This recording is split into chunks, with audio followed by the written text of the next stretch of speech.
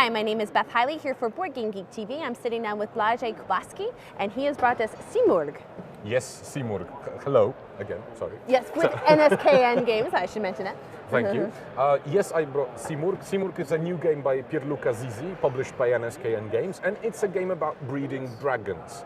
The story of the game is that there is this beautiful white city which is slowly getting ready for war.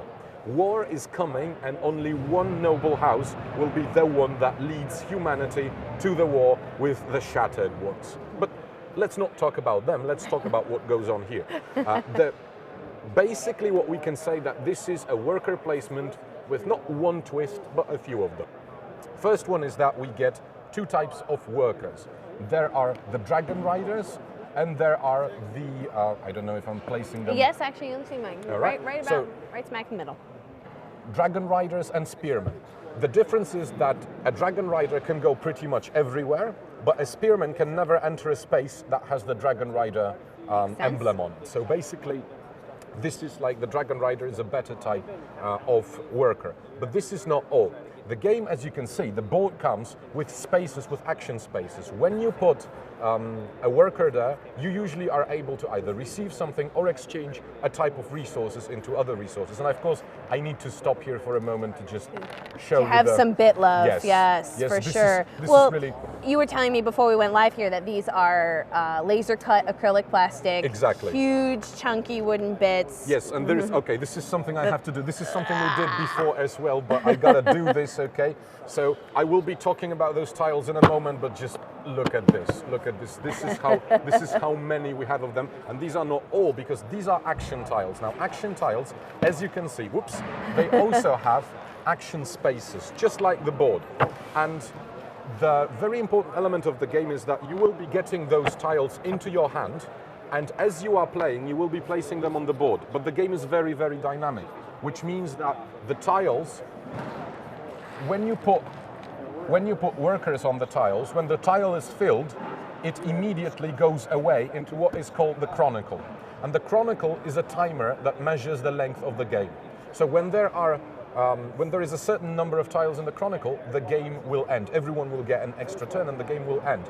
You can also get rid of some of the tiles by paying weapons, actually. This is one of the resources. So you can pay a weapon before you move to remove one of the tiles from here and put a new tile, put one of your workers there. So the game length is in a way variable. But what else do we have here? There is one very, very important feature, the dragons. You not only get dragon riders, but you also get dragons. And those three here, those three emblems you see here, are special abilities. Each dragon comes with 3 special abilities.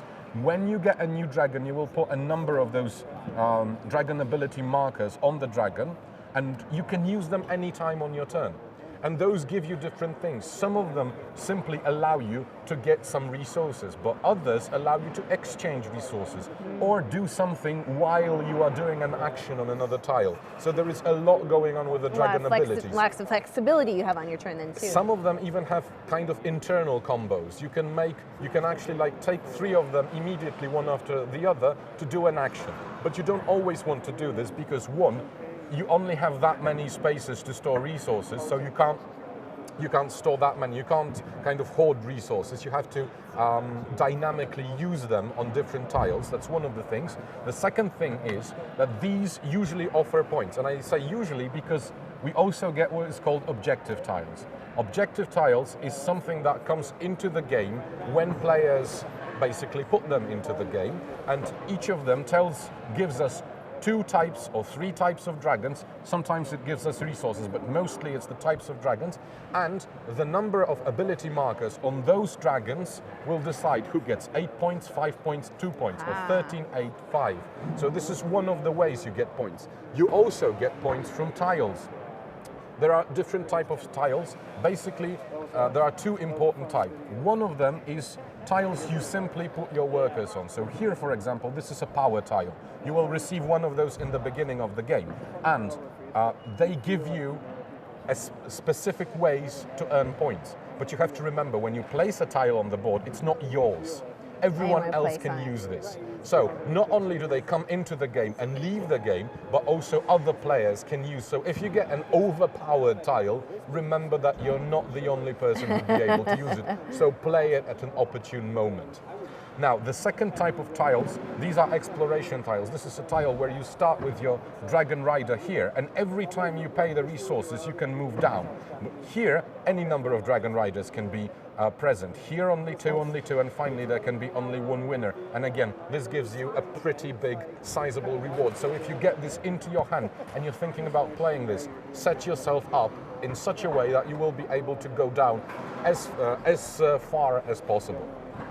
Now, the game comes with three modes of play. You can play the short game, the middle game, the long game. The short game is 45 minutes. The middle game is about 60, maybe 70. The longest is about 90 to 100 minutes. And how many players? Yeah, the game goes up to 5 players, so you can play 2 to 5 players, and there are very little adjustments for different numbers of players. As you can maybe see, there are only some of the tile spots, spaces. yeah, 4 or more players, 5 exactly. players. And since you take out some of the tiles every game, you can simply do this when playing with, for example, 2 players, and you already know that you only have those 3 spaces to be used. So this is quite simple, I think. And quite gorgeously produced, I've got to say. Yes, we really wanted this game to look magnificently. We got 2 great illustrators, one to make the dragons, another one to make this pretty fabulous board, and I think it looks really, really good. Well, Viaje, I'm really excited to try this one out, and Fantastic. Thank you for bringing us by Simurgh. Thank you. Thank you.